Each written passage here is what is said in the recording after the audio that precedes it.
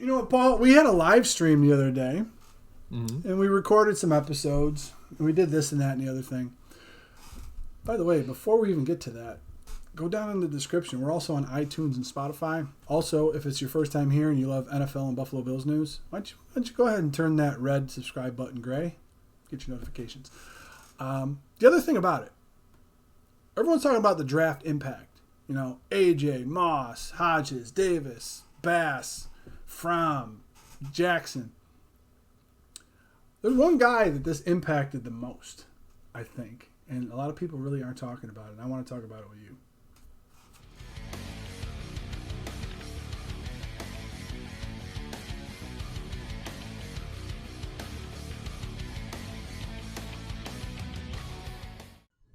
The impact on third-year starter Josh Allen.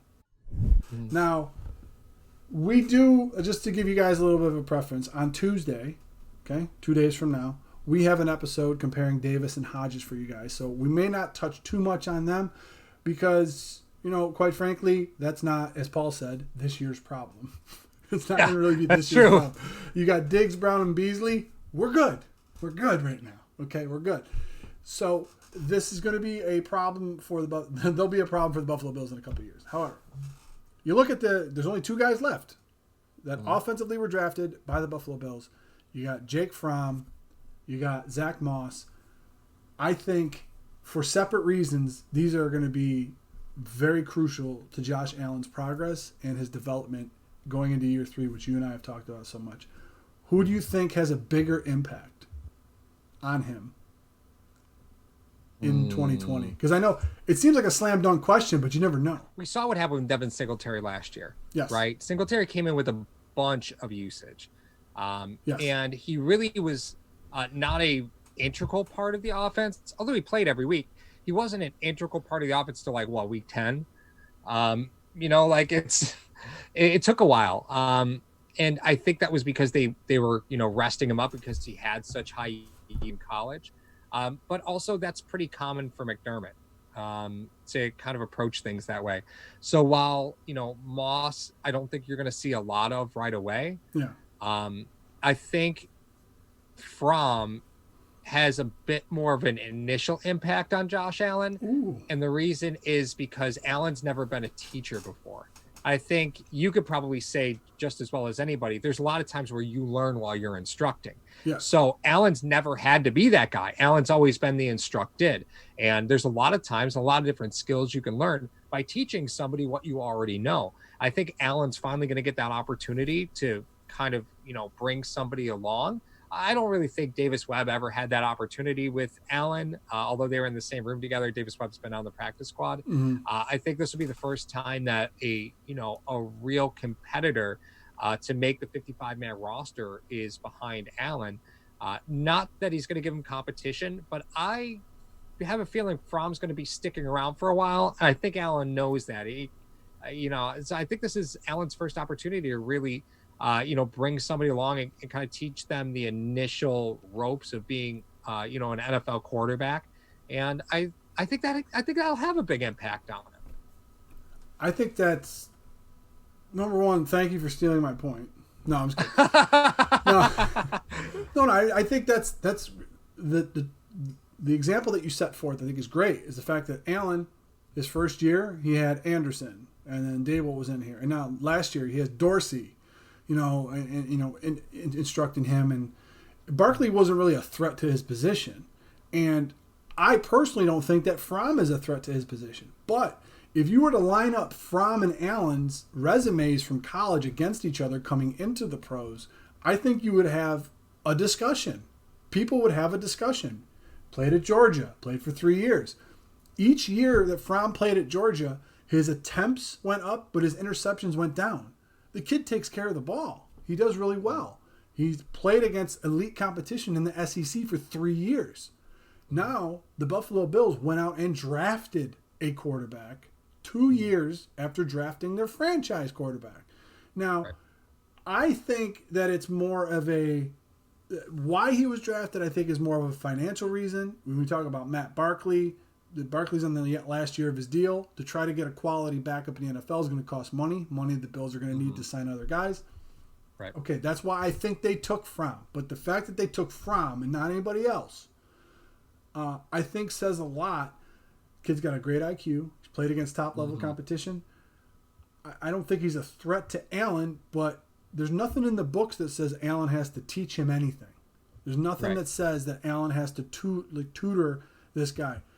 I think the Bills were looking for a upgrade in their insurance policy over Matt Barkley, and that was cheap because they could have cut Barkley, not drafted Fromm, and signed Andy Dalton, as many people wanted. Well, number one, could they really sign him? Number two, the cost of signing him would have been far greater of a guy that's going to sit there and hold a clipboard for you. Now, Fromm, you know, I love the IQ of the kid. I love in this offense, and we talked about this on the live stream.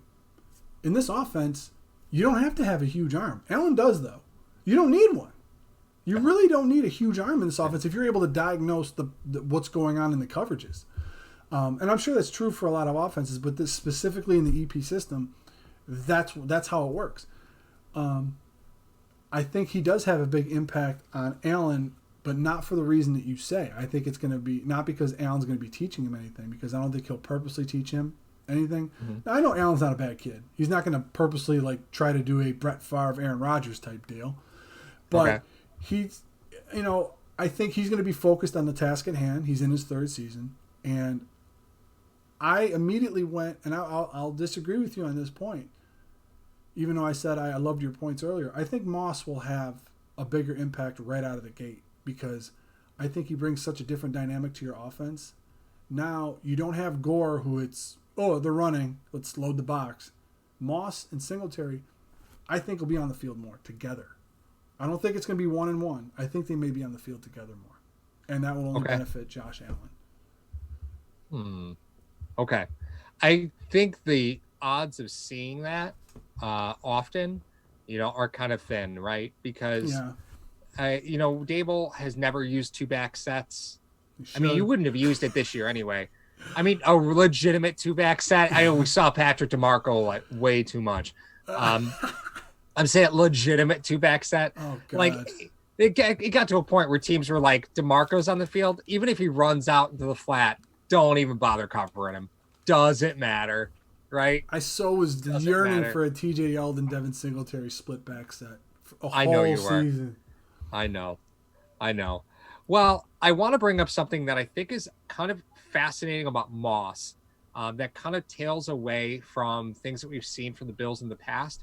And it's Moss lost 2018 to a meniscus, right? Ooh. And that's not normal for the Bills to be interested in players like that.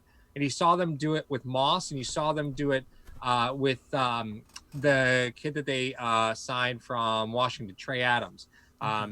These are guys that have meniscus injuries, and the Bills had often kind of stayed away from players like that. If they did have any sort of injury, often it was 2 years prior, if at all. But they really like 4-year starters.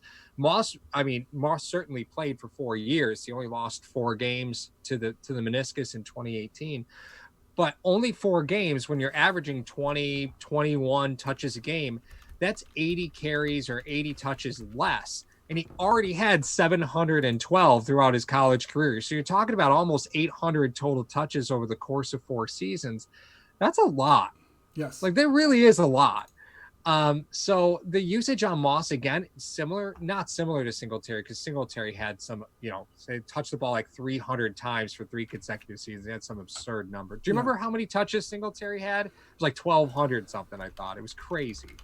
I will look it up right now, but it is fascinating to see that. Is this the new normal now? If the Buffalo Bills are ahead of the curve,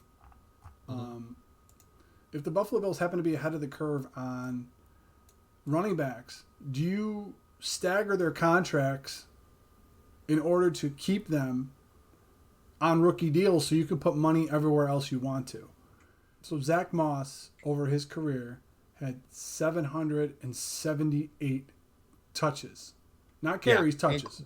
Right. So Devin Singletary had 766 touches. Oh, damn. So Moss actually has more mileage coming into the NFL, which in a two-back system really isn't that daunting because you're not going to allocate 350 carries to one guy anymore in the NFL. But are we starting to see the new normal? I mean, it's probably a discussion for another day, staggering running back contracts, but his impact on Allen is going to be immediate. I think you have to. Dable, at least I hope, would go to some two-back sets to help Allen. Now, let me explain real quick, and then I'll let you get to your point. From an offensive standpoint, if you have a two-back set, let's say you're running a 2-minute drill. You want to have Brown, Beasley, and Diggs on the field, and you want to put Singletary and Moss. You want to have 5 skill positions. You put Allen in the shotgun in a two-back set. All right? You have Beasley in the slot, obviously, Brown outside of him. You have Diggs on the other side. What it does is it automatically keeps 7 people in if they blitz, which we knew was a problem in 2019. When they started bringing pressure, a little too much pressure on Allen, something came through. If they don't blitz, now you have to find 2 coverage linebackers unless you're going nickel. Okay? Now, what you have to do, if you're Josh Allen, is figure out which one of the cornerbacks is covering your back and throw it to the other guy. Right. So you have a threat in the receiving game that you didn't have before, which I won't mention TJ Yeldon. You have but it helps you as a quarterback in a developing quarterback is the fact that you can have a 7-man protection here.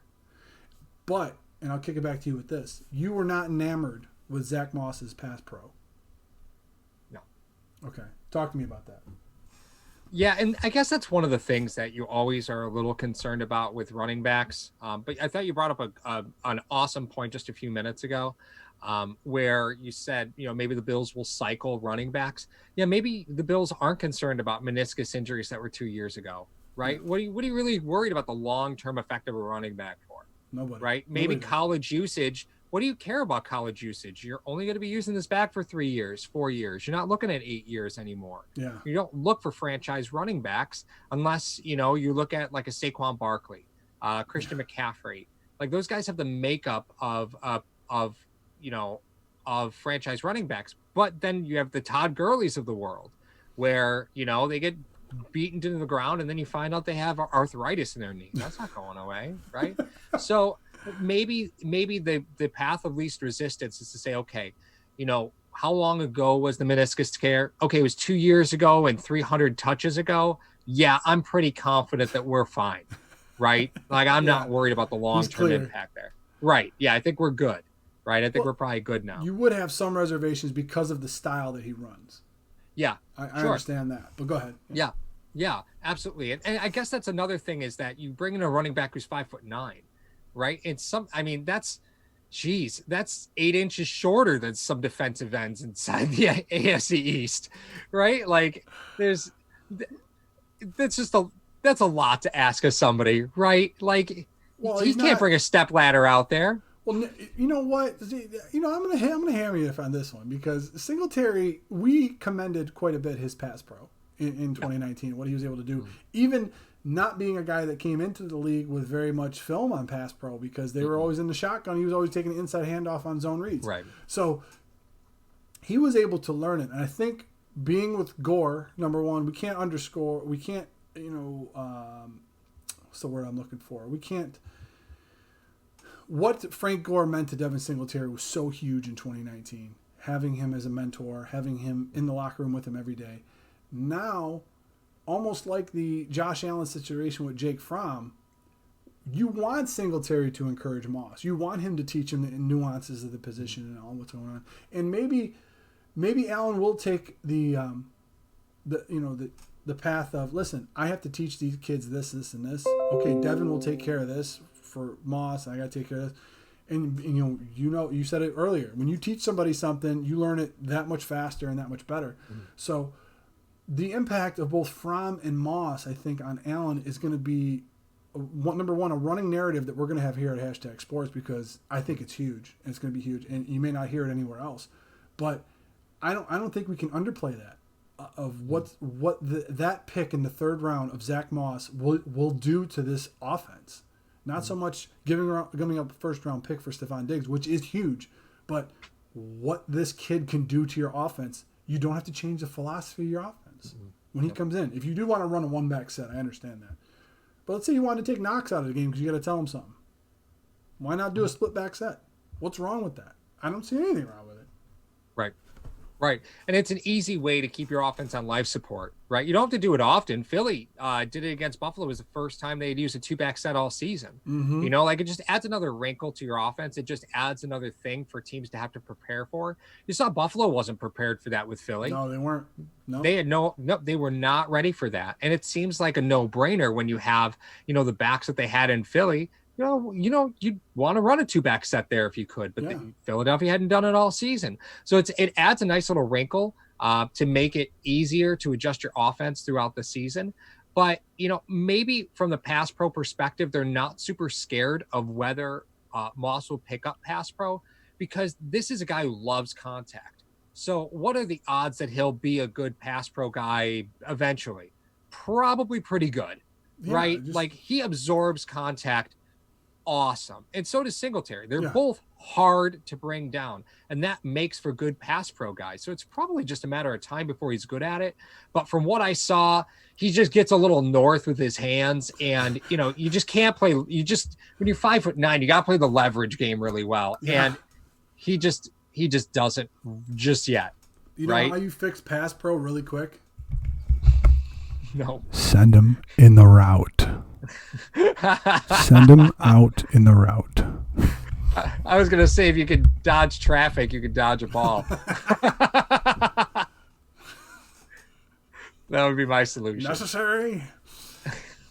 Yeah, but the fact of the matter is, the Bills significantly increased the productivity of their offense by adding players they didn't need to add, right? Did they need to add somebody behind Singletary in the draft? No, they didn't. They could have done that in free agency. But they added Moss, which makes them a better team. Yes. Did they need to bring in Jake Fromm? No, they could have brought in anybody from free agency, but they decided to bring in Fromm because, again, he makes your football team a better team because if you need him to start, you know he's going to be prepared, right? His 3 years at Georgia showed you that he loves to be prepared because he takes control of that ball. You know, before the snap, he takes care of the football reasonably well. Yeah, he makes mental mistakes. You see that out of any college quarterback. Yeah. But he's a kid that is going to roll out there, and you believe he's going to show up for work every day.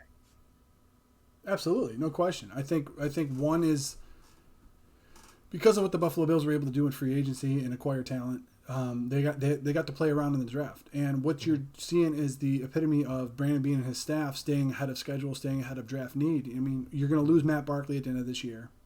Re-signing a backup quarterback is going to be tough. You needed a complement to Devin Singletary since you weren't going to bring Frank Gore back, and you're unsure about the status of T.J. Yeldon in your offense, even though Brandon Beane raved about him. So what did you do? You drafted two players that are going to be on league minimum of two positions that would have cost you about $10 million in free agency. Yeah. Now you can allocate those $10 million toward re-signing veteran players that are staples of your offense and surround Josh Allen with some consistency.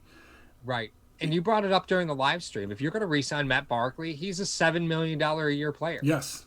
And he's a $1.5 million a year player right now. Which is amazing. So are you going to you're going to pay Matt Barkley 3 times more to do the same job?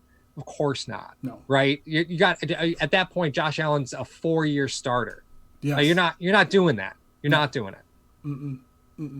So we may see the last year of Matt Barkley in this offense. We may see the last year of, well, not the last year of Devin Singletary, but I mean, last year of a couple guys. I mean, we said it from when they went 6-10 to 10-6.